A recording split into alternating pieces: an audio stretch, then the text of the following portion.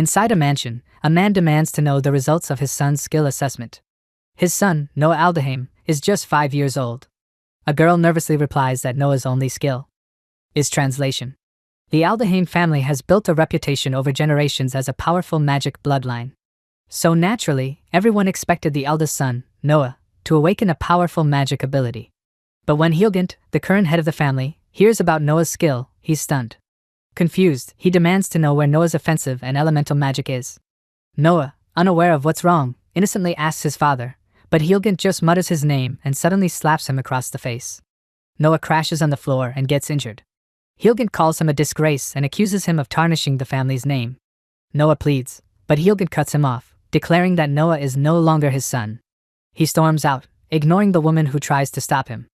Noah is left crying and apologizing, not understanding what he did wrong. After that day, everything changes. Even the servants start avoiding him. Following a maid through the mansion, Noah watches her flinch and asks to be excused. He's sure his father told everyone to ignore him. Still, he keeps trying to be the best son he can, hoping for approval, but no one responds. Eventually, he turns to the archives, losing himself in books. Reading becomes his escape. One day, he wonders if his translation skill is what allows him to understand the books. As he scans the bookshelf, he realizes he's already finished everything in the room. Feeling down, he steps outside and sits alone, until something catches his eye.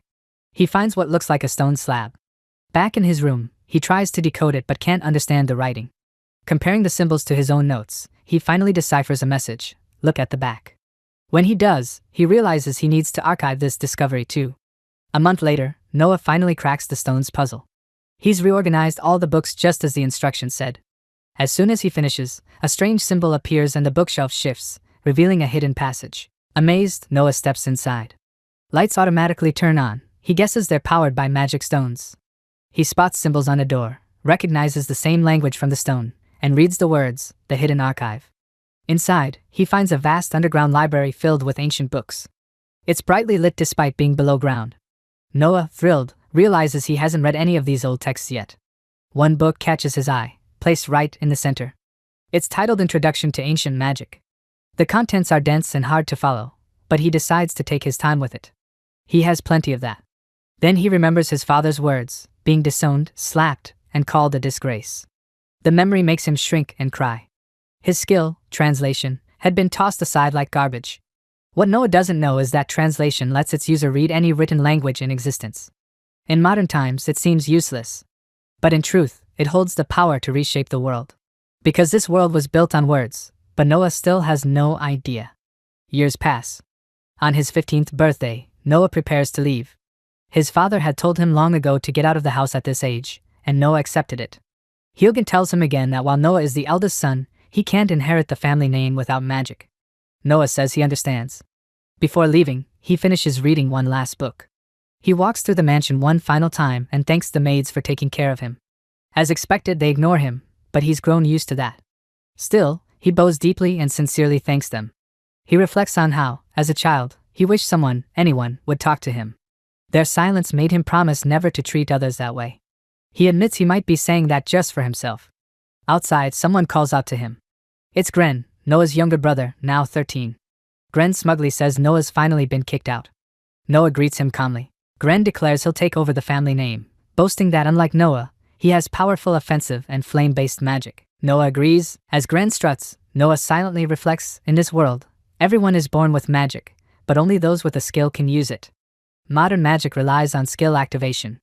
Since Noah has no offensive or elemental magic, he can't do any of that. Still, he tells Gren that even if their mother denies it, they're brothers, and that means they'll miss each other at least a little. But Gren scoffs. He calls Noah the family's failure and says he won't miss him at all. In fact, he's glad to see him go. Noah remembers his father yelling that he's the disgrace of the Aldaheim family. Instead of being upset, he starts laughing and admits to himself that his father might have been right. Gren doesn't understand why Noah is laughing and quickly grows irritated, accusing him of being arrogant despite not being able to use magic. Trying to prove his superiority, Gren activates his flame magic. A fire ignites on his right hand, forming a basic fireball, standard first stage fire magic. He hurls it straight at Noah. Noah calmly watches and counters the spell using breeze magic. The fireball instantly dissipates. Gren is stunned, unable to understand how his magic was cancelled so easily. Noah explains that over the past 10 years, he has been studying ancient magic by translating the runes found in the hidden archive. The process was grueling. Each rune carried multiple meanings, many tied to powerful spells. His translation skill, thought to be useless, allowed him to decipher and harness this forgotten form of magic. Unlike modern magic, which depends on skill activation, ancient magic is built on deep linguistic structure and raw knowledge. By combining his translation skill with relentless study, Noah has unlocked magic that predates the current system, and it works flawlessly against modern techniques. Gren refuses to accept it. Still overwhelmed, he lashes out, insisting that Noah has no right to be here and should disappear. He storms off in frustration. Noah quietly watches his brother leave. They've never been close, and he's disappointed that their farewell ended this way. Turning away from the mansion, Noah begins his journey. All his life, he's been surrounded by books, but now he wants to experience the world for himself. He knows the first thing he'll need is money. To survive and explore, he'll have to find a way to earn a living. He decides that becoming an adventurer is the most practical first step. Noah launches himself into the air using skywalking magic.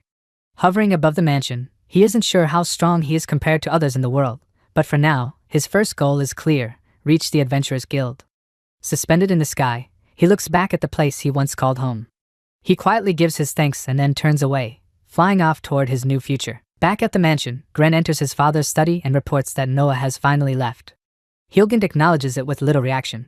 He shifts the conversation quickly, informing Gren that the second prince of the Lastia Empire will be visiting soon. As a representative of the family, Gren needs to be well prepared. No one in the household should appear unkempt or unready. Gren accepts the task and leaves the room. Once alone, Hilgund moves to the window and stares outside. He reflects silently, asking Noah not to hate him. In his mind, a child without magic is a failure by Aldaheim standards, and while it pained him, he's relieved Noah is gone. Meanwhile, Noah, now traveling on his own, stops mid-flight. He looks below and identifies the bustling business center of the Aldaheim territory. Deciding to visit, he lands and starts walking through the crowded streets. He quietly takes in the diverse people and lively atmosphere. The last time he was here, he had attended a party with his father. Since then, he's never left the mansion grounds. As Noah walks through the market district, a cheerful vendor calls out to him, offering what he claims are the best sandwiches in the area. Curious, Noah approaches and asks for just one. When the vendor tells him the price is a silver coin, Noah hesitates and apologizes. He only has a single gold coin. Surprised, the shopkeeper wonders if Noah is from a wealthy household. But Noah explains it's the only coin he has. The vendor, still a bit taken aback, accepts the gold and returns 99 silver coins as change, handing over the sandwich. Noah thanks him, noting how the vendor mistook him for a child of the noble Aldaheim family. With that in mind, he decides it's best to avoid staying in the territory for too long. Soon after, Noah sees a carriage rolling by and stops it. The driver says it's heading to Lubloop. Knowing that the head of the Wajist family resides there, and that the town lies to the east, Noah decides to go. He pays the fare and climbs aboard. It's his first time riding a carriage, and he enjoys the experience. The other passengers eye him with curiosity. Noah introduces himself, and says he'll be joining them on the journey. As the carriage moves on, one of the passengers asks about his destination. Noah answers that he's heading to Lubloop to register at the Adventurers Guild, aiming to earn money.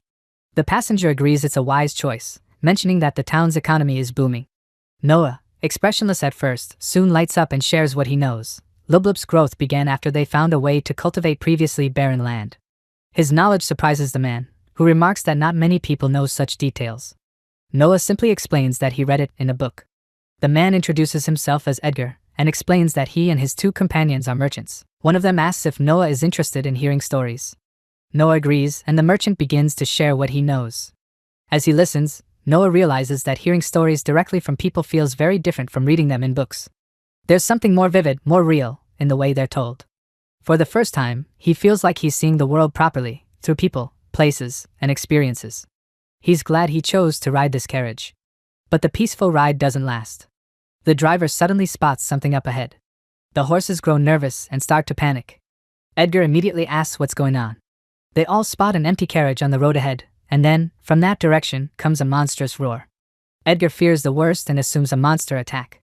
An older passenger identifies the creature as a wind tiger, a high-ranking beast. But according to recent reports, only monsters of D to E rank had been spotted in this area. Something is clearly off. Noah takes in the situation, assessing the threat. It's not what anyone expected. Edgar spots a group of knights already engaging the wind tiger. He tells the others they should use the chaos as a chance to escape. Tension builds inside the carriage as the passengers argue, unsure whether to flee or stay. Edgar, aware of the risk, urges them to leave, explaining that staying will only add to the number of casualties. He looks to Noah and hopes he understands. But Noah doesn't plan on running. He tells them he's going to help. All 3 passengers are stunned. The old man demands to know why he would throw his life away for strangers. But Noah simply thanks him for his concern. He can't watch people die, especially when he knows what it's like to be alone and helpless. Noah leaps from the carriage. As he lands, he thanks them for the journey and urges them to escape safely. The carriage speeds off, leaving him behind. Up ahead, the wind tiger clashes with the knights. Its roars generate powerful gusts, making it difficult to even stand. Noah recalls from his studies that wind tigers use wind for both mobility and defense. As the beast charges, Noah activates his breeze spell, intercepting the attack before it can reach the knight. The knight, confused, looks around, unaware of Noah's help. Meanwhile, Noah starts provoking the monster, drawing its attention away from the others. The wind tiger locks onto him and lunges. Noah knows the moment it chased him, those people were safe.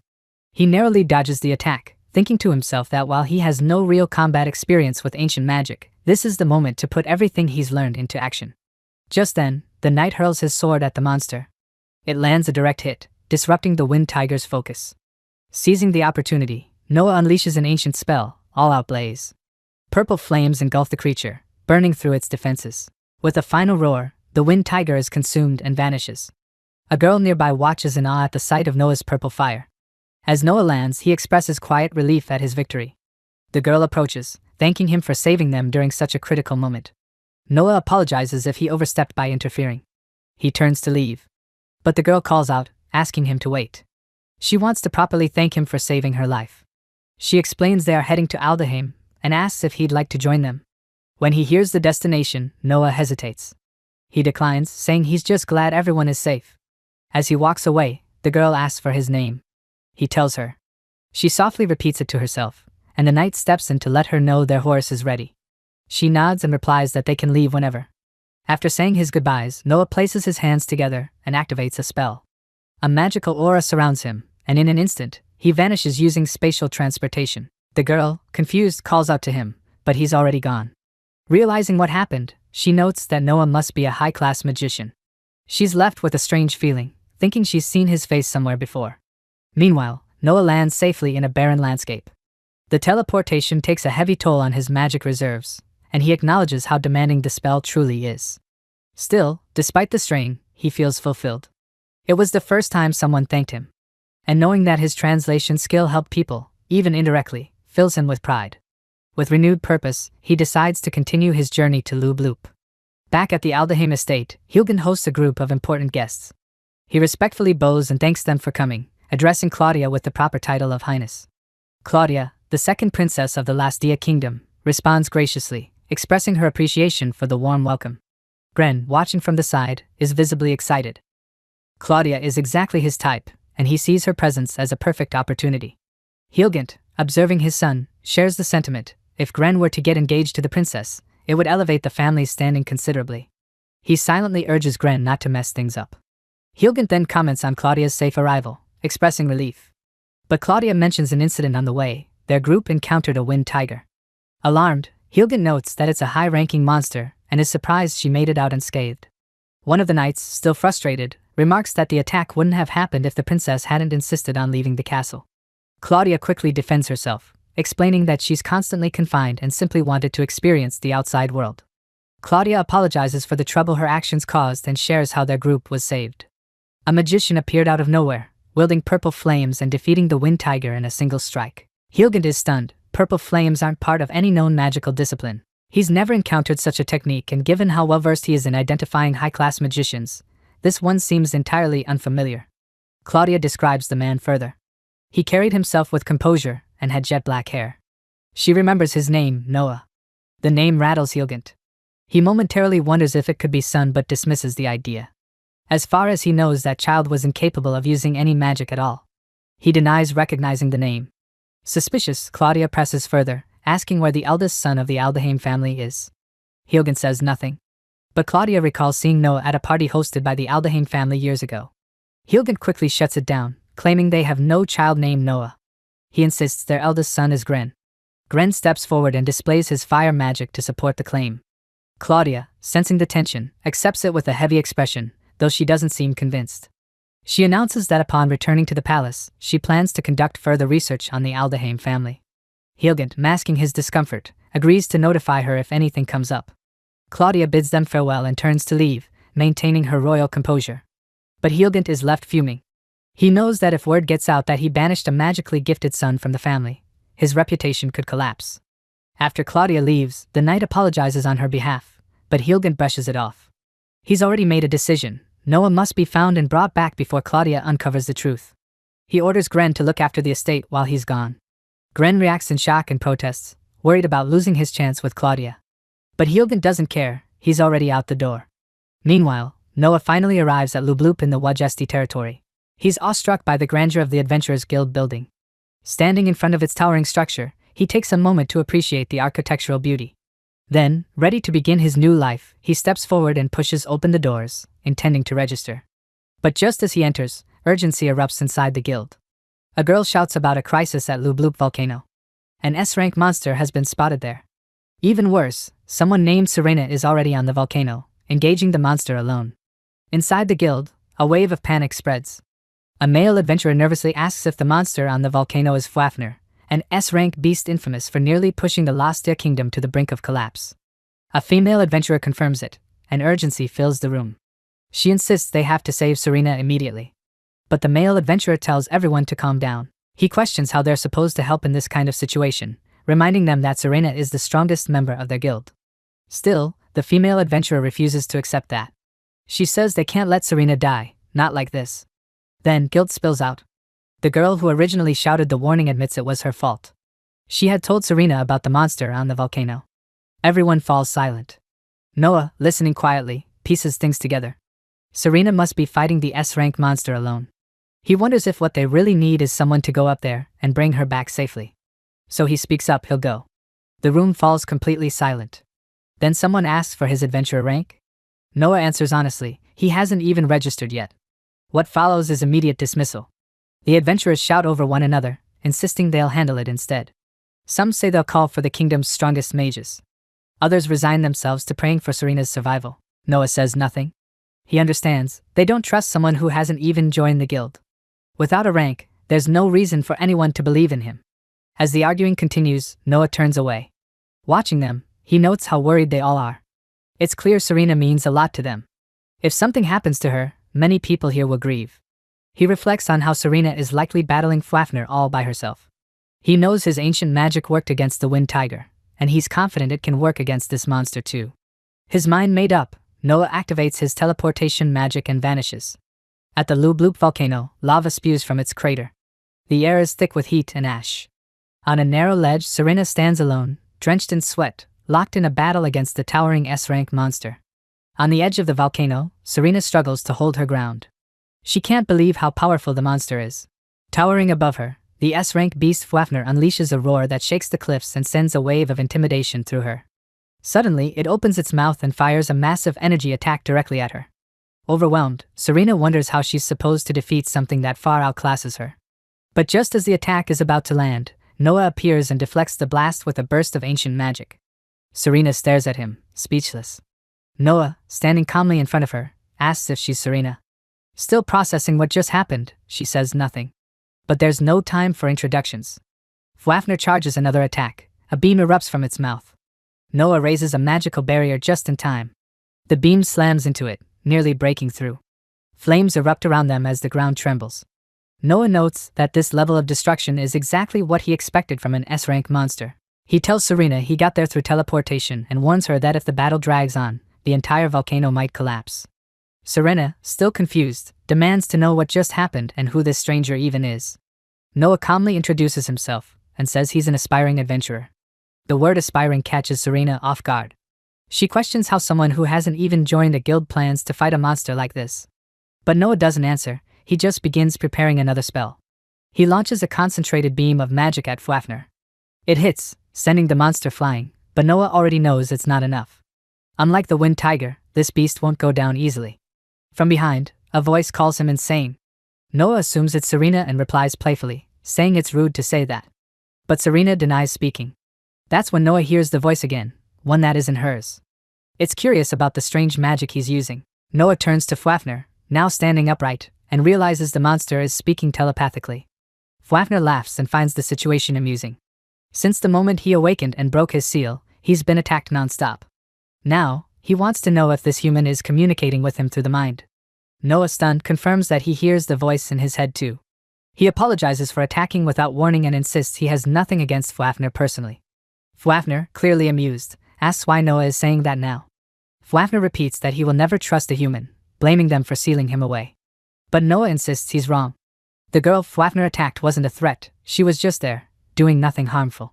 Noah only arrived to help, and he promises he has no intention of hurting Fafnir any further. Fafnir pauses and asks if Noah really means that. Before anything else can happen, Serena yells out. She demands to know if Noah was just talking with the monster. She admits she couldn't understand a word and asks if Noah was speaking some kind of monster language. Noah suddenly realizes he had been using the ancient language he learned as a child without noticing. He recalls reading that many monsters communicate through it. Fafnir hears this and agrees. He's been sealed away for so long that it makes sense the language has changed. Noah is relieved to see Fafnir so reasonable, and says he's glad the dragon is understanding. Fafnir casually adds that, despite appearances, he's actually a herbivore. To show trust, Noah gently holds Fafnir's mouth shut and tells Serena there's no danger. Fafnir is calm and non-aggressive. Fafnir leans toward Serena, but she hesitates. Even if he means no harm, she says the lost their kingdom won't let a monster like him roam free. Noah agrees and warns Fafnir that if he's discovered, people will come for him. So he suggests traveling together as companions. Fafnir considers it. He asks if Noah means as a familiar or a traveling partner. Then he happily agrees, saying that would actually help him a lot. He suggests forming a companion contract. But to do that, Noah will need to perform high-level rune magic. Fafnir asks if he's capable. Noah simply agrees. A massive rune circle appears beneath Fafnir. The energy is immense, shaking the volcano's ground. Fafnir struggles under the pressure, while Serena watches in awe. A thick cloud of dust rises, making it hard to see. Serena asks what just happened. Noah explains that the contract is complete. He and Fafnir are now officially bonded. Thanks to the link, Serena will now be able to speak with Fafnir too. She stares in disbelief. Fafnir, once an unstoppable threat, is now overwhelmed but bound, no longer a monster, but a companion. As the dust settles around the crater, Fafnir looks at Noah and comments that it's impressive someone like him managed to form a contract so easily. Amused, he calls Noah the real monster. Serena, still stunned, processes what she's hearing. She finally realizes the creature in front of her is Fafnir, the S-rank monster. But something's changed. Noah explains that Fafnir must have shrunk as a result of the contract. Noah then properly introduces himself to Fafnir, and says he's looking forward to working together. Fafnir responds that he feels the same. Serena joins in, introducing herself as well. Noah adds that in this smaller form, no one will recognize Fafnir, which might keep them out of trouble. Fafnir agrees, saying that now he won't be sealed by humans ever again. Serena is amazed. She can't believe the monster is actually talking. Noah smiles, happy to have made some friends. But Fafnir dryly remarks that if Noah considers a magical contract as friendship, he's definitely a strange one. Serena, still processing everything, says that at least the crisis has been resolved. Back at the Adventurers Guild, the girl who had first raised the alarm breaks down in tears when she sees Serena safe. She blames herself for what happened. But Serena reassures her that it's all fine now. From a distance, Noah quietly watches the reunion. He feels content knowing everything turned out well. Later, outside the guild, Serena tells Noah she reported to the guild that she never saw Fafnir, keeping his identity secret. Noah thanks her, calling her a lifesaver. Fafnir also expresses his gratitude. Serena then asks where they plan to stay that night. Noah admits he doesn't have much money and suggests camping outdoors. Fafnir casually says he doesn't mind. Hearing that, Serena offers them a place at her home. Noah reacts awkwardly at first, but Serena quickly clarifies that it's not meant in a strange way. She's just genuinely thankful he saved her life. Noah asks if she's sure. Serena assures him it's no problem and even promises to cook dinner, mentioning she's actually pretty good at it. Later that evening, the three of them sit down for dinner at Serena's house, an unlikely group brought together by crisis, now sharing a meal like old friends. Noah finds the food delicious, and even Fafnir eats heartily. Serena smiles, happy that they're enjoying the meal, and urges them to eat more. There's plenty. Noah thanks her politely. Serena comments on how surprised she was when Noah suddenly appeared at the volcano and launched Fafnir into the air. Noah explains that he used ancient magic. But Serena admits she's never been particularly interested in magic. Shifting the topic, she asks if Noah still plans to become an adventurer. When he says yes, she offers to take him to the guild first thing in the morning. Since she's his senior, she promises to guide him through the process. Noah thanks her again, but she tells him to relax and speak casually, like he would with a friend. Noah tenses up at the idea but humbly agrees. Serena says that's better. The next morning, at the Adventurers Guild, the receptionist gives Noah a form and asks him to fill in his information. He returns it shortly after. She then notices the small creature on his back and asks if it's his companion. Fafnir stares at her silently, and Noah quickly hands him a collar belt, asking him to wear it. Fafnir questions what it is, and Noah explains that it's an identification item. Once he wears it, the town will officially recognize him as a companion, allowing him to move around freely. Fafnir puts it on and says it fits perfectly. The receptionist compliments the look. Noah then whispers to Fafnir that he's embedded rune magic into the collar. It will automatically expand if Fafnir ever returns to his true form. The receptionist thanks Noah for waiting and asks him to head into a separate room, where his abilities will be assessed. Hearing this, Noah stiffens up. Fafnir notices the change in his energy and asks what's wrong. Noah replies that he just doesn't have many good memories when it comes to ability tests. With quiet resolve, Noah steps into the evaluation room. Inside, a man greets him warmly. He introduces himself as Carl, the guild's ability assessment supervisor. Noah introduces himself in return. Carl activates a spell that lights up a crystal ball placed in front of them. As the magic flows, the ball glows brightly. Carl examines it and immediately identifies Noah's skill, translation. Noah braces himself, worried how this will be received. But to his surprise, Carl reacts positively. He says it's an extremely rare talent. Both Noah and Fafnir are confused by Carl's reaction. Carl admits that in his 10 years of working at the guild, he's never once encountered someone with the translation skill. While it's certainly rare, he explains, it doesn't align well with typical adventuring work. Carl kindly offers to help Noah find alternative jobs if he prefers something safer. But Noah says it's fine, he'll continue on the adventurer path. Carl warns him again that being an adventurer is dangerous and urges him to stay cautious. Still, he finishes on a cheerful note, telling Noah he's looking forward to seeing what he can do. With that, the session ends. Outside the testing room, Noah shares the news with Serena, telling her that Carl confirmed his skill is rare. Fafnir agrees and adds that Carl seemed like a good person, and of course Noah's skill is rare. Serena, now more focused, says the next step is getting Noah his first quest. As the story goes forward, we see after Noah ends his conversation with Carl. Noah was standing outside and was talking with Serena. There he was telling her that he is quite relieved that Carl didn't call his talent dumb. He then further goes on to add that Carl seemed pretty cool to him. Followed by that, Serena responded to Noah by saying that his talent was not dumb at all, and now they will just have to find Noah's first quest. Then she says since Noah is only F ranked, in that case it would be better if he starts out with a harvesting quest in the area. Moments later, Serena hands him a piece of paper, and it has all the details that he needs to know about his first quest. And it also says that if he successfully completes the quest, then he will be rewarded with 4 silver coins. After hearing about the prize money, Noah's dragon asked him what they would be able to eat with this money. To which Noah responded by saying that this much money is good enough to buy 4 sandwiches. Serena then went on to explain that starter quests always pay around this much money only. Hearing that, Noah says to Dragon and Serena that they should hurry to the eastern forest. Hearing which, Serena wishes Noah and his dragon good luck. In the next scene we can see that Noah and his dragon have just arrived at the Rubrup's eastern forest. As they arrive there, Noah's dragon said that it is going to be a real pain to find a specific plant in the middle of a huge forest like this. Noah disagrees with his dragon and tells him that it's not necessary to be that way. Followed by that, Noah unleashed his powerful magic spell, which will help him search the resources instantly. To which, his dragon said he is again doing another extraordinary thing. Noah responds to that by saying that the extraordinary ones are the people who created this magic spell, and that he can't take the credit. The dragon then replied that he shouldn't be taking himself lightly, because he mastered the magic. That means he also qualifies as extraordinary too. As he was saying all this, Noah found the plant that he was searching for. Following that, he went back with the plant to Carl. Back there, as everyone saw the plant, they were utterly gobsmacked. Noah then told him that there were a bunch of things that looked useful to him, so therefore, he decided to harvest a variety of things as well. Seeing this, Serena thought that by this point she should be surprised. On the other hand, Carl was astonished that Noah has collected so much in such a short amount of time. Following this, Carl went on to say that there are some rare panacea and magical herbs present at his collections, and on top of that all were in good condition. Carl then went on to say that Noah did a great job on his first quest. To which we see a happy Noah who thanks Carl. Carl then further goes on to tell Noah that he is actually very impressed by what Noah has accomplished in his first quest in such a short time with his translation talent. Carl then also said, even with his appraiser's eyes, he couldn't foresee that. Hearing what Noah said, he still has a long way to go. To which Carl told him, usually it takes a rookie adventurer half a day to collect only one medicine herb, but he did it effortlessly. Followed by that, Carl asks Noah if he has decided about his next quest. In response, Noah said not yet. Carl then told Noah, there is actually a quest that he was hoping that Noah should take. Hearing that, Noah said if Carl thinks that he is the right person for the job, then he will be glad to do that.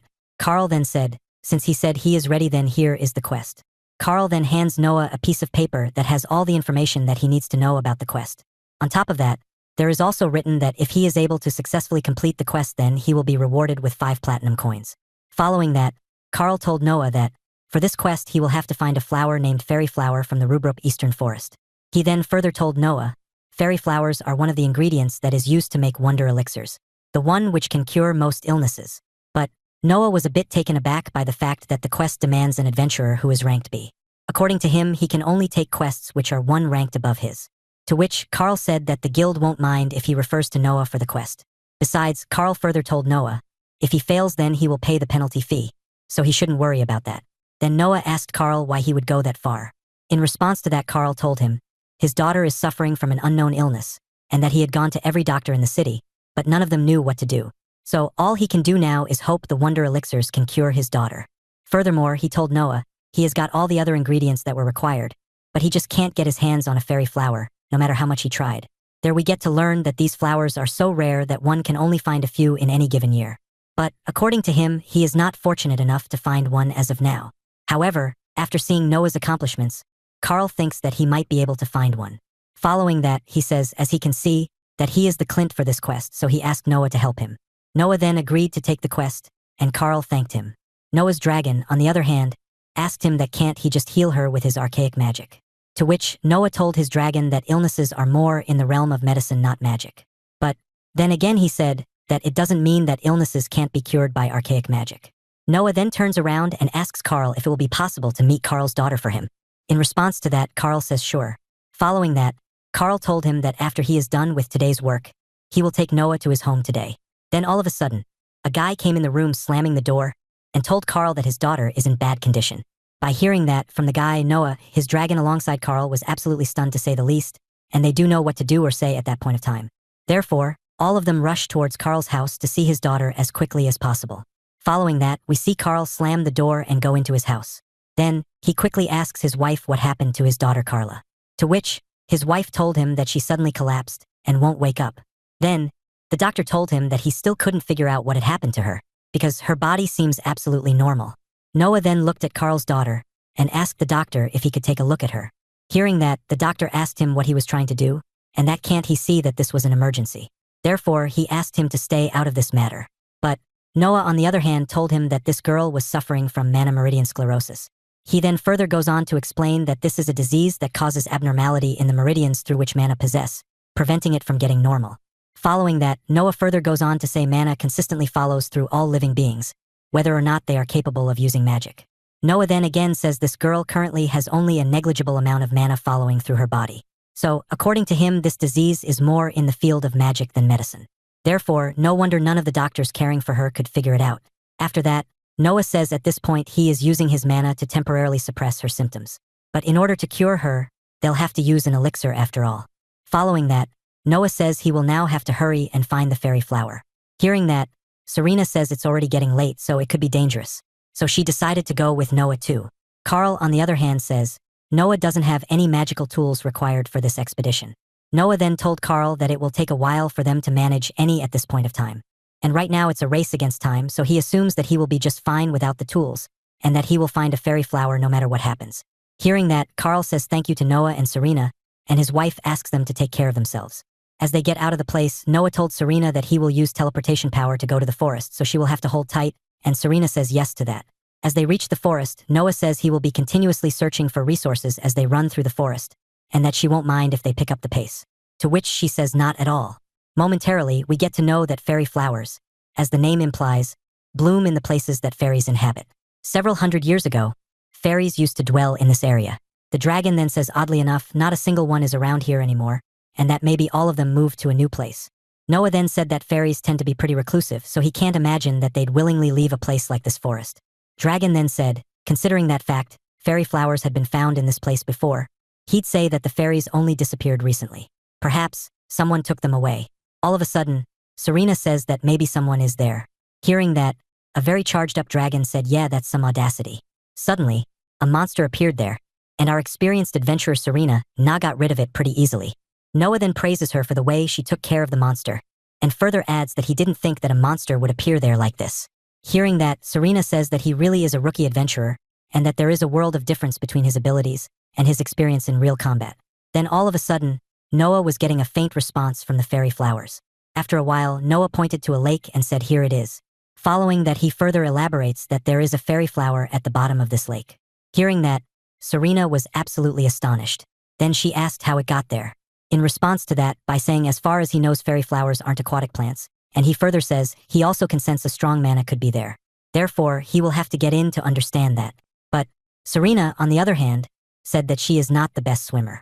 Noah then suddenly jumped into the lake with his dragon.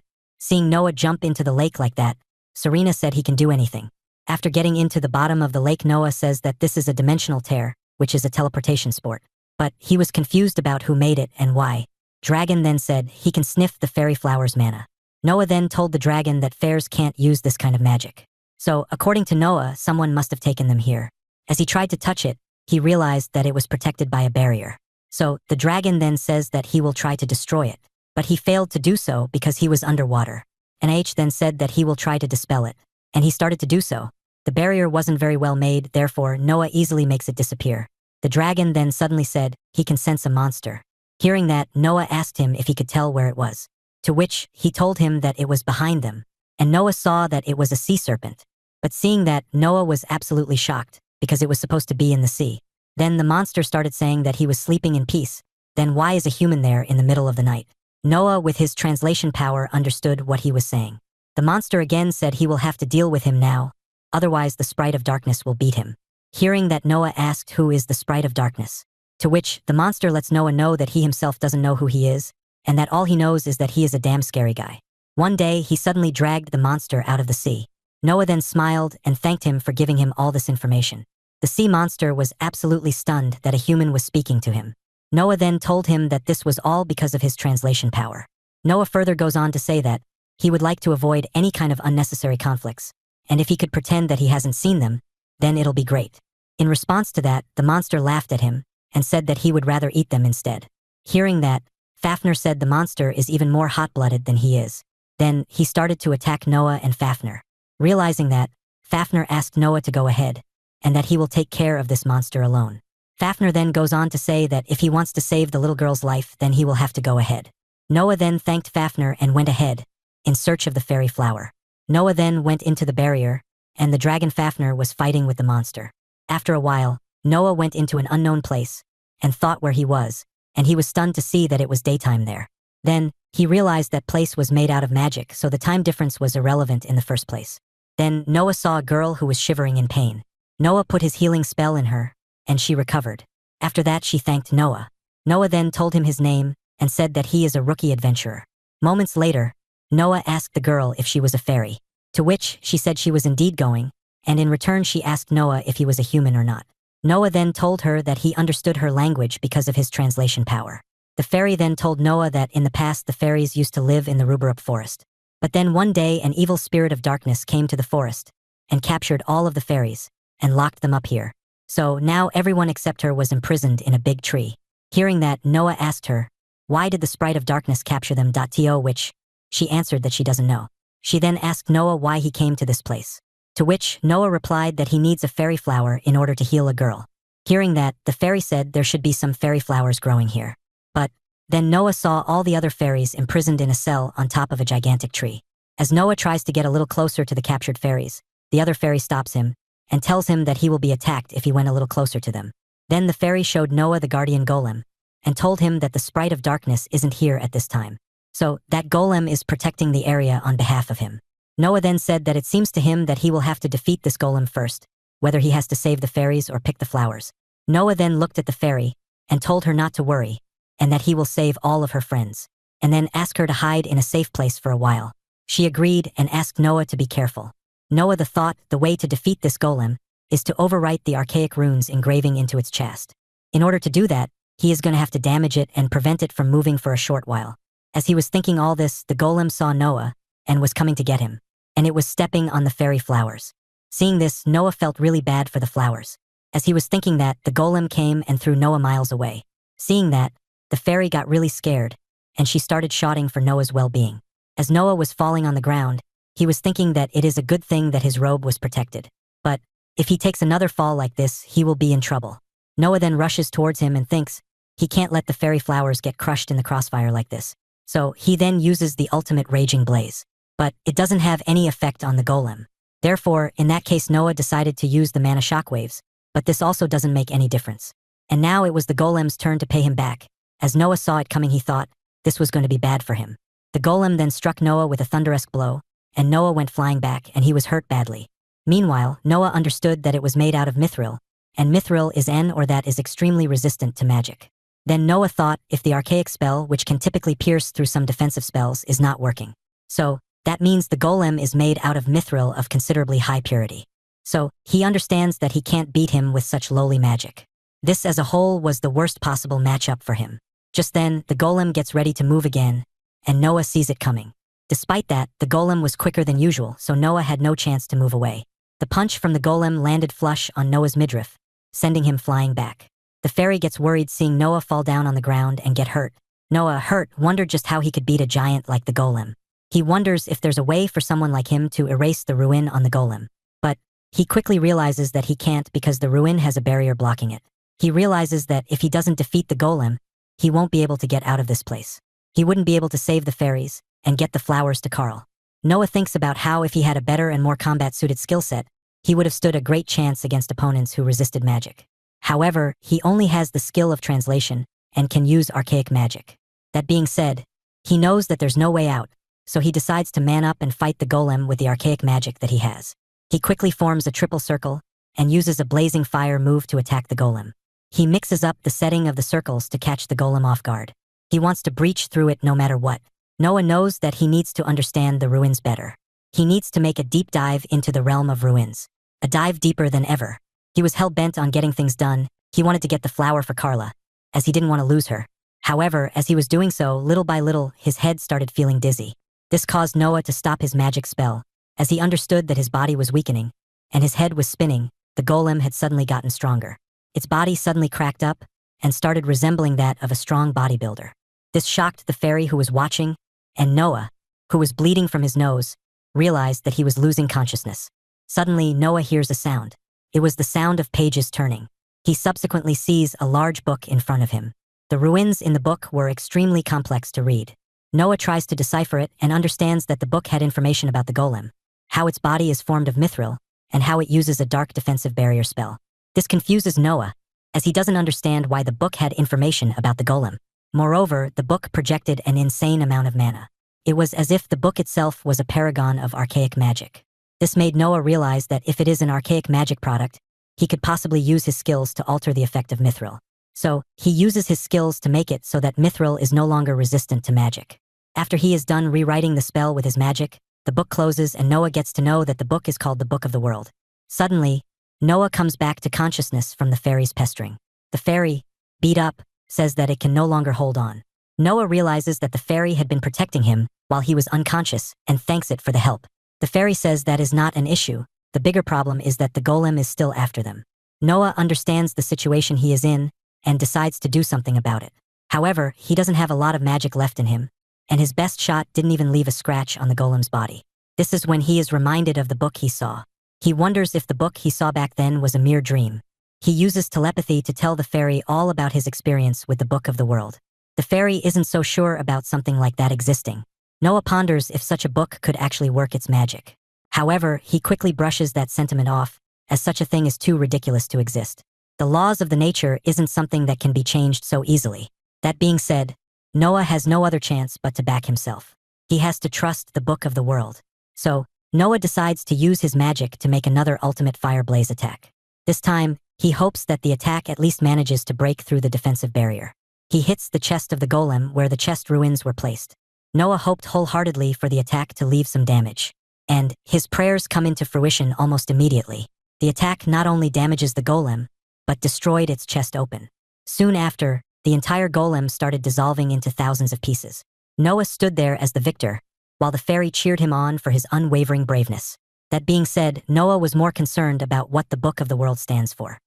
Continuing on, Noah sees that the golem guardian had disintegrated into many parts after what happened. Thanks to that, the place was filled with mithril rocks everywhere. This made him wonder just why did the Book of the World allow him to use such powers, but he decides not to dwell on it for too long, as he does have other things to do as well. He decides to store all the valuable mithril rocks in his inventory bag, and following that, he moves onto the caged fairies and frees them from the cage. The fairies couldn't be more happier thanks to this, and they were thanking Noah for the help. One of the fairies showed some hesitance as Noah is a human being, and she doesn't like humans, but her partners tell her that Noah is in fact a really nice person. With the base work done, Noah notices that a new portal has opened up around the tree, and guesses that this might be the portal that would allow them to go back to their dimension. Before doing that though, Noah needs to complete the mission to find fairy flowers, which would help heal Carla. He goes to work, but unfortunately the flower he finds ends up being broken. Noah realizes that the sheer magnitude of his fight with the golem guardian had caused a big scene and damaged a lot of things. He keeps looking for the flowers, but no matter which one he finds, they end up being broken or damaged beyond use. Eventually, Noah loses hope, as no working flower remained there. This frustrates him, as he wonders just what was his reason for coming here anyway if he now has to go back and not be able to save Carla. The fairies feel for Noah and his frustration. Meanwhile, the scene changes to where Serena is located.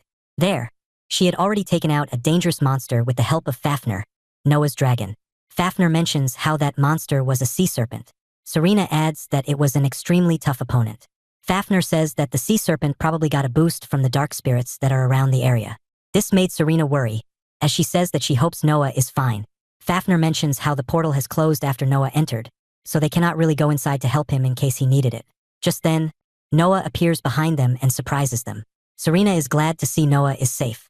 Noah says that he had a tough time inside, but Fafnir and Serena say that they already knew that Noah would make it back. Noah says he had gotten back from the portal that had formed recently, and Serena asks Noah if he had managed to get back the flower they were looking for. Upset, Noah reveals that he didn't find one, making Serena worry. However, Noah tells her not to, as he has a different plan in mind. He asks Fafnir, the dragon, for a little bit of help. He asks the dragon to carry him and Serena on its back to the Ruber Roop. Fafnir agrees and takes them on. Noah apologizes for making it work, as he mentions how he is too tired to use mana to make a teleportation now. Following this, Serena and Noah ride atop of Fafnir's back in the air. Serena can't help but feel a bit afraid while they are up there. Fafnir asks Noah if it is fine for them to go back without the fairy flowers. Noah, quite confident now, says that it is indeed fine, and that he has an alternative.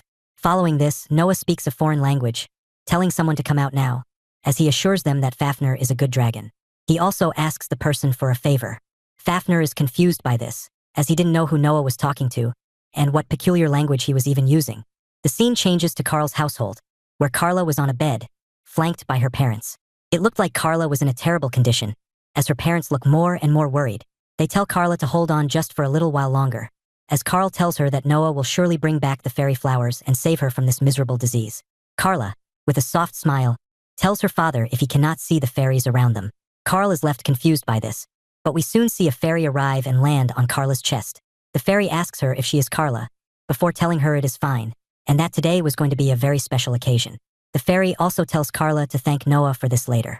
The fairy also makes sure to tell Carla's parents to calm down as everything will get fixed soon. Carl couldn't believe his eyes, as he saw actual fairies surrounding them from all sides. He also looks outside the window to see fairies flying everywhere. Turns out, this was the doing of Noah, who had brought along all those fairies with him. Fafnir mentions that he knows that wherever fairies live, fairy flowers will start growing automatically. Despite that, he still feels overwhelmed by the fact that so many fairies had decided to show up at a human-inhabited city. Noah states that he had helped the fairies from the captivity in the other dimension. In return, the fairies listened to his problems and decided to help them. Fafnir could not be more impressed by Noah's achievement. He wonders if this is the real power of the translation skill. No matter the species, be that monster, fairies, or something else altogether, barriers seem to not exist to Noah's abilities. He feels proud, as he mentions that he expects nothing less from the human he has made a pact with. Noah hears what he said, but quickly moves on to making the actual elixir to heal Carla. They managed to make elixirs from the newly blooming flowers, and using that Carla was finally healed. She no longer had mana meridian sclerosis. This was an emotional moment for both Carla and her parents. Even Serena was overtaken by emotions seeing the moment.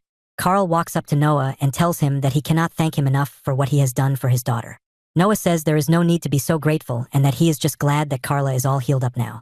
Carla then asks Carla to come forward. Carla's mother tells Carla about how Noah is the one who has saved her life. Hearing this, Carla thanks Noah, to which Noah responds with a sweet smile. As the family enjoyed a lot of quality time together, Noah felt a bit jealous. As someone whose mother passed away when he was very young, and as someone whose father never loved him, he barely ever felt what it meant to be family.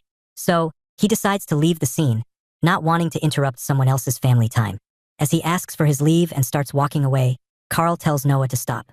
As a show of gratitude, Carl invites Noah to have dinner with them tonight. Noah asks if that is okay, considering Carla had only just recovered from such a serious disease. Carl assured him that it is fine, as Carla is already back up to the health that she had when she was not diagnosed with the disease. Carla also makes sure to invite Serena and Fafnir along with Noah for the dinner party they were hosting. Serena agrees to join them for it, but Fafnir informs them that despite his appearance, he is actually a herbivore. Carl offers him to have white apples then, and Fafnir agrees right away as it is his favorite. The fairy also says that she always wanted to try human food for once, shocking Noah, as he thought the fairy had long left. So, they started working together to put together a great dinner party. As Serena and the fairy helped Carla and her mother to help cook the dinner, Noah watched and felt overwhelmed. He felt a sense of homeliness, which makes him tear up as he wondered if this is what it means to be family. Following this, Noah and everyone else at Carl's household go on to enjoy the dinner together. And thus, the B-rank mission of collection fairy flowers was completed by Noah. After that, Noah goes to the village of the fairies to set up a proper barrier there to make sure that no dark spirits are able to enter their forest. His act of kindness meant a lot to the fairies, who expressed their gratitude towards Noah by basically giving him god status among them. After helping out the fairies, Noah made his way back to Carl's house, where Carl greeted him. Carl once again told Noah just how grateful he is towards Noah for what he has done for him and his family. As a result of carrying out the B-rank mission, Noah's own personal adventurer rank increased to E rank. Carl also handed Noah 5 platinum coins for successfully fulfilling his demand, but Noah says that he can't accept that reward. He instead suggests that Carl uses those platinum coins to invest for Carla's future. Carl assures him that he has already done so, and that these coins are his for the taking. Eventually, Noah decides to take those 5 platinum coins as a reward for his mission and leaves the place not long after. Following this, he goes to the Adventurers Guild, where he meets up with Serena. The place was more congested than usual, and Noah pointed this out to Serena, saying how there were so many people there today. Serena said this was because a famous adventurer from the capital Rydolf had arrived there. The person was looking for someone to accompany her to her new mission, where she will be investigating the ancient ruins of the east of Rydolf. The ancient ruins part hits Noah hard, and Serena understood that he was curious about the thing, as he himself is a user of archaic magic. Just then, the famous adventurer, who is a girl of small stature, yells out. She berates all the adventurers who came to join her team, saying they are not worthy of being on her side. They were very basic adventurers, but she was looking for someone with something different and unorthodox in their skill set. She didn't just come here from the capital to see mediocrity. Carl was present there, so he decides to recommend Noah to the famous adventurer. He told her how Noah is a new adventurer, who is still green but possesses the unorthodox ability of translating. The famous adventurer finds this quite interesting, and she asks Noah about his current rank. Noah tells her that he is an E-rank adventurer. Hearing this, the famous adventurer immediately rejects him and moves on. Carl tries to make a case for Noah, but the famous adventurer states that to be on her team, one needs to be at least C or B ranked. Carl informs her about how Noah had recently completed a B-rank mission, but the famous adventurer just brushes it off as a fluke. Noah tells Carl that it is okay, and that there is no need for him to try and convince her. Serena also speaks up and asks if there is any way for Noah to prove his skills right then and there. She mentions how Noah had only recently become an adventurer, and that is the reason why he has a low rank. Noah is touched by her efforts. Meanwhile, the famous adventurer quickly recognizes Serena. She asks Serena if she is the popular A-rank swordsman Serena. Taken aback, Serena asks the famous adventurer how she knows her. She says that Serena is very popular as she is the most promising talent out there, and is the youngest ever to reach a rank. Not only that, Serena also has a dedicated fan club in the capital city of Rydolf. Noah is impressed by Serena's popularity, but Serena just brushes it off as nothing. The famous adventurer asks Serena to join her team instead, saying that she is a perfect fit for her team, and that she would accept someone like Serena without a second thought. However, Serena says that she will be skipping out on that offer. She does not have any intention of leaving Ruber. Besides, she does not have any interest in ruins either, so Noah is far more suited to be on the team than her. The famous adventurer feels a bit down from the rejection and asks Serena why she is so hung up on an E-ranker like Noah. Suddenly, something hits her.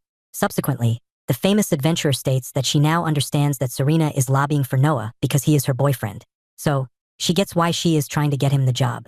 Serena, flustered, tells her that this is not the case. However, she still goes on about how despite being an E-rank, Noah is really good, and she can assure that as an A-ranker herself.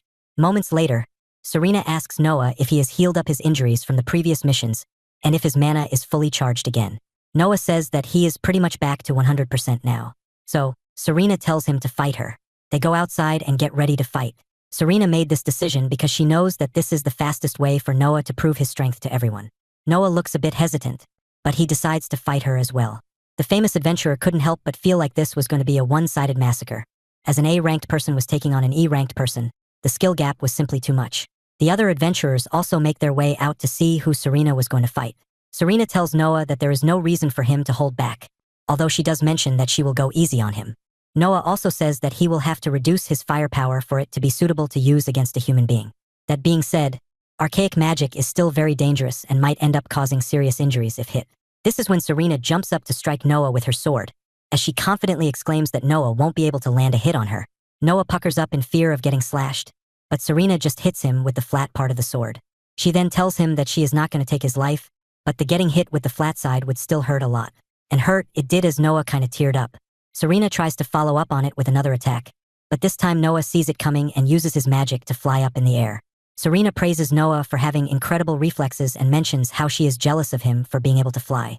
She tells Noah to bring it on, as Noah says that he will get started as well. Noah starts flaring up as Serena notes that Noah's special attack, the ultimate blazing flames, is a potent attack. If it hits her, she is as good as done. Noah's flames begin to appear, and this alerts Serena. Just when it looked like he was about to attack, Serena moves away. However, she notices that he is not throwing his fire at him. Rather, he was using it to surround himself with it. Serena soon deduces that Noah is using this trick to create a distraction. She panics but calms herself down, as she knows that Noah will use his teleportation. Sure enough, Noah did just that to try and approach Serena from behind her. Serena saw it through and quickly turned back to attack Noah. However, it turns out that Noah had used teleportation again to once again get behind Serena. She admits that Noah got her. He used his teleportation perfectly to put her off her game. Noah states that he was aware of the fact that he can't beat her in a straightforward fight. Serena concedes the bout, calling it her defeat. This brings forth a thunderous applause from everyone watching. The famous adventurer was shocked by the fact that an E-ranker had just defeated an A-ranker. The spectators were all cheering like crazy, as Noah and Serena remember that they had a crowd out there. The famous adventurer then tells Noah that she has never seen such a strong E-ranker before, and apologizes for not recognizing his talents earlier. She subsequently invites him to join her team that will explore the ancient ruins. Noah gives it a thought before taking up the offer. As they prepare to leave, Serena mentions how their partnership is ending so quickly, and Noah felt the same. She adds how their time together might have been short, but it was nothing short of fascinating and that she learned a lot from him. She also says that knowing how good Noah is, there is a big possibility that the next time they meet, Noah will already be an S-ranker or a hero of the kingdom. Noah thinks that is too much. Following this, they all get a bit emotional while parting ways as Noah leaves with the famous adventurer on a trip. Noah and the famous adventurer head out, as the girl finally realizes that she hadn't introduced herself yet. She is Yoon from Rydolph City, an archaeologist and a magic tool engineer. Noah also introduces himself and his companion dragon Fafnir. Yoon is quite fascinated by Fafnir, as small talking dragons are a rarity. They then reach where Yoon has her magic tools for traveling ready. Her tool in question is a glorified motorcycle with a sidecar. She calls it her invention, the Magicycle. They get on the bike and gear up to leave. Noah says that they would reach Rydolph in no time with teleportation, but traveling is one of his hobbies, so he wants to do it this way.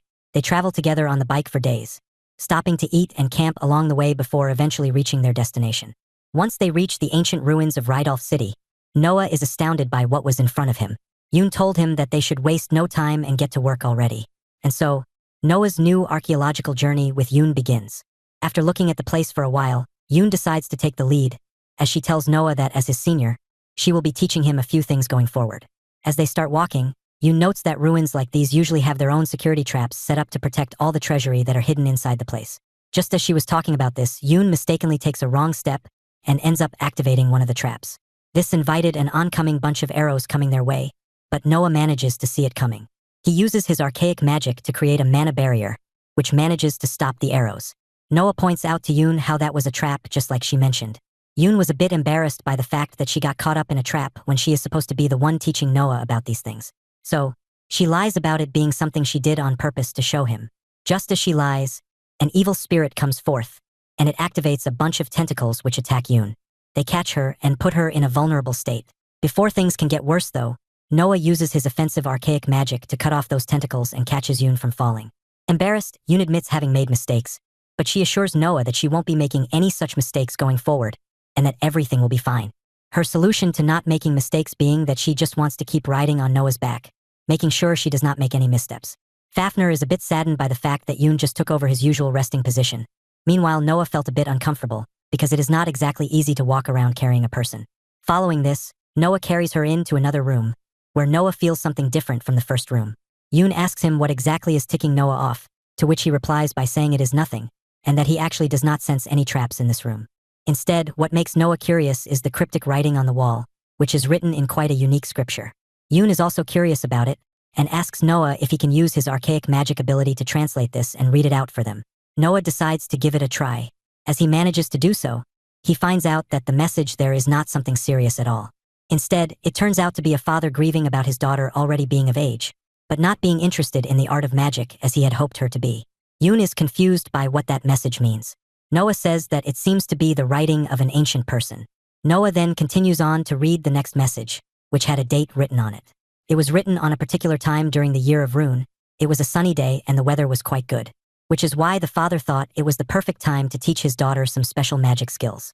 Yoon is captivated by the year of Rune's part, as she had never heard about the existence of any such calendar before. She mentions how they are currently living in year 779 of the modern era, meaning that this calendar style must have been used before they were keeping track of time. This means that the writing here must be, at the very least, 779 years old. This was quite an impressive discovery. Noah then looked to his side and sees another text written there, this one a bit more serious than the others. It talked about how the person who wrote this was hoping for the good days to continue and for his life to keep passing without a hitch. But it seemed like that was not a possibility after all. So the person there wanted to defeat the phantasma turtle and see it for himself. Noah was curious about what this meant and what exactly was a phantasma turtle. However, Yoon was more interested in going ahead and exploring the rest of the ruin, as she wanted to find the supposed treasure hidden there. Noah takes her order and moves forward as requested, but as they make it to the next room, they see that they have reached the end of the road. This was a bummer for all of them, as the tour ended up being for nothing of substance. Even Fafnir was underwhelmed by how short this ruin exploration even was. Yoon finally came down from Noah's back and tells him that there is something he would like to teach him as his senior. She states that a vast majority of the ruin exploration trips end up being in vain. However, they can at least go around and read all the texts that are left in the area, so she tells Noah to do so. They then see that there was a text right in front of them, so she tells Noah to read it. The text was asking for them to hold up a book. Hearing this, Yoon wondered if any book would do the trick, so she brings out her own book and puts it forward. Noah questioned what the book was about, to which Yoon mentions that it is her personal notebook where she notes everything from her research to her usual girly thoughts. However, it seemed like this book wouldn't do the trick, as nothing had happened by now. Noah realizes that he should try and open up the book of the world. He tries to do so, but he had no real hope, as he had tried to open the book several times after that day, never once succeeding in his attempts though. However, this turned out to be a different situation, and the book of the world actually ended up showing up in front of him. Noah was glad to see that happening, and decides to get to work with it. He starts reading the book and finds out that the book now has information about the ruin. It has information on the infrastructure of the place, the traps that are included there and how they can be disabled, and most importantly, there is a map of the place.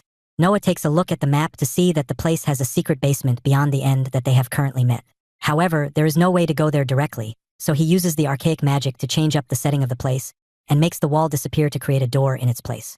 After he uses his magic to do that, a door suddenly appears there out of nowhere. This shocks both Yoon and Fafnir, who can't believe what just happened in front of them. Noah keeps the explanation to himself for now, and they just move on ahead. Once inside, Yoon is mesmerized by the place, as the place is built quite differently from the exterior they have been exploring before. She notes how the walls were created from a peculiar type of metal. This makes her remember how there is a saying that the ancient people once made a civilization that is said to be much more advanced than theirs currently. This really makes her happy, as this is a huge discovery, as she dubs their triumph as the biggest one of the century. As she gladly explores the area, Noah finds something strange that totally leaves him stunned. His reaction makes Yoon and Fafnir wonder what he had discovered, so they go up to him, only to get shocked by what they see themselves. They see a girl in the air, being held by what seems like some sort of magic. Shocked, Yoon questions if this girl is some sort of twisted doll, to which Noah replies by letting her know that it is a human. After all, Noah was able to sense some sort of faint mana from her. This was quite shocking for all of them, but things only get worse when some sort of magic gets activated, turning off the device that was holding the girl up in the air. Suddenly, everything was coming unglued. Sensing big trouble and seeing the girl about to fall down, Noah quickly races over to grab her, saving her from the fall. Worried, Noah asks the girl if she is okay. The girl manages to blurt out something in a foreign language which no one understands. Noah uses his special ability to translate her words, as the girl stated that Noah was using her mother's language, which makes Noah a monster. Angered, the girl suddenly kicks Noah in the face and creates separation. As everyone is left shocked by her actions, the girl prepares herself to launch a vicious attack on Noah. Hearing her speak, Noah understood that this girl was from the same kind as him and others. The girl then started loading up her power, which made Noah's doubts true. Sensing trouble, he orders Fafnir to take care of Yoon, as he prepares to defend himself. The girl readies herself and launches the ultimate Raging Blaze move, signaling that she, like Noah, is a user of archaic magic herself. Noah takes it upon himself to meet fire with fire, as he loads up and launches an ultimate Raging Blaze himself. However, he was quite shocked by the fact that someone other than him could use this move in the modern day and age. As both of their moves collide, the girl is sent flying back, as Noah regrets using too much power. As time goes on, Noah realizes how the girl was speaking the ancient language, and along with the fact that she is an archaic magic user, it only makes sense for her to be a survivor of the ancient civilization. So, he decides to use his ability to talk with her. Just when he is about to talk to her though, the girl jumps up and smothers Noah's face with her thighs. The contraction created by that made Noah unable to speak, while the girl got ready to finish him off for good. Before she can deal any damage though, Fafnir, now fully transformed, saves Noah from the blow. Noah thanks Fafnir for the assist, while Yoon remained shocked seeing this version of Fafnir. Noah wastes no further time and immediately informs the girl that they mean no harm to her using the special translation skill. The girl is shocked to hear someone else talk in Runic language, and along with that, she recalls how Noah had used an incredible ultimate Raging Blaze attack. This makes her ask Noah if he is also a member of the Ruinian society. Noah tells her that this is not the case with him. The girl is left confused. To explain things to her better, Noah asks for Yoon to give them some private time, which Yoon agrees to. Noah explains the full matter to the girl. She asks Noah if he means that she got frozen in a time-stopping magic barrier, and a lot of time has passed since. Noah tells her that she has gotten it right, and that he can speak her language and use her type of magic because of his translation skill. The girl slowly starts remembering things. She mentions how she is now recalling the events of the Second Demon War, and how her father brought her here. Fafnir confirms this by saying that he had heard about wars between demons and humans. The girl then asks Noah how long has she been stuck in time exactly. Noah says it is an unimaginable amount. It has come to the point that the language she speaks is now considered ancient, and her magic is considered archaic. The girl is stunned to learn this. Following this, the girl asks Noah to take her to the Sky Tower, as Ruinians built that place so that it never gets destroyed. From there, she would be able to get a clear view of the world, and get to know if Noah is saying the truth. Noah asks for Yoon's permission. Yoon says that they actually passed by the Sky Tower on their way here, and she has no problem. Following this, Noah uses teleportations to get everyone teleported to the Sky Tower. The girl is amazed to see that Noah is able to teleport as well. Following this, she gets ready to take a look at the Ruinic kingdom of Kirkshire. What she sees is a place vastly different from memory. She notes that the place has dilapidated considerably and apologizes to Noah for doubting what he said. Noah asks her just what Kirkshire was like. She states that it was a place full of people, the country was affluent and everything operated smoothly. Despite this, the people there chose to live a modest life and they were very strong. She shows him the hand of the golem which could be seen from the Sky Tower. She says that the Ruinic kingdom built the golems and they also invented Ruinic magic. However, the Ruinic kingdom and its people were no match for the demons of the underworld, whom they were at war with. She then asks Noah how many people currently inhabit the world they live in. Noah says he cannot exactly state a number, but it would be wise to assume that there are a lot of people. He also adds that the current growth and prosperity of humankind might just be all thanks to the people of the Ruinic kingdom. The girl is proud to know that, but the circumstances can't help but make her cry. Noah understands the immense pain this girl is going through.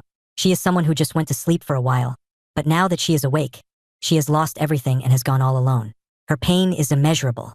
So Noah tells the girl to not worry. As one of the only people who can understand her language, and someone who can use her magic, he vows to protect her. Yoon also tears up for the poor ancient girl. Noah is shocked that Yoon got to understand what the girl was saying. So Yoon clarified that Fafnir was translating everything to her in real time. Yoon tells the girl to not worry, and that she will do everything that is needed for her. The girl is perplexed, so Noah introduces Yoon to her as an archaeologist, and an overall good person who she can trust. He also introduces himself as Noah, and the dragon as Fafnir. Yoon doubles down and tries to make the girl pronounce her name, which the girl struggles her way through. They subsequently ask the girl for her name, to which the girl informs them that her name is Alexia.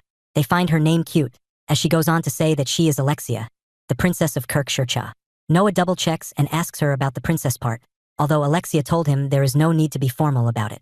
Yoon asks him what it is about, to which he told her about Alexia's princess status, leaving Yoon gobsmacked.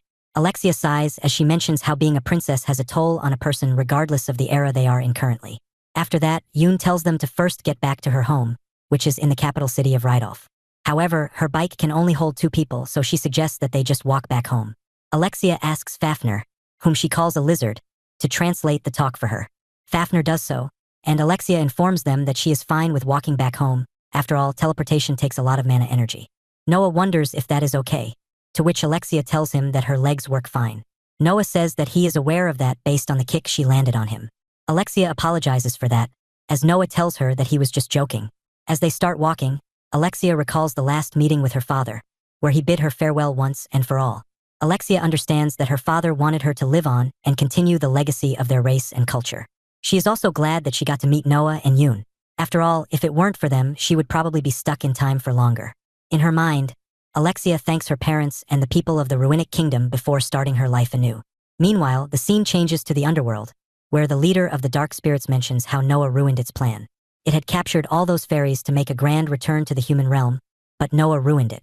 However, that is not an issue, as it won't chill out anymore, and so, it gets ready to release the monstrous phantasma turtle onto the human world.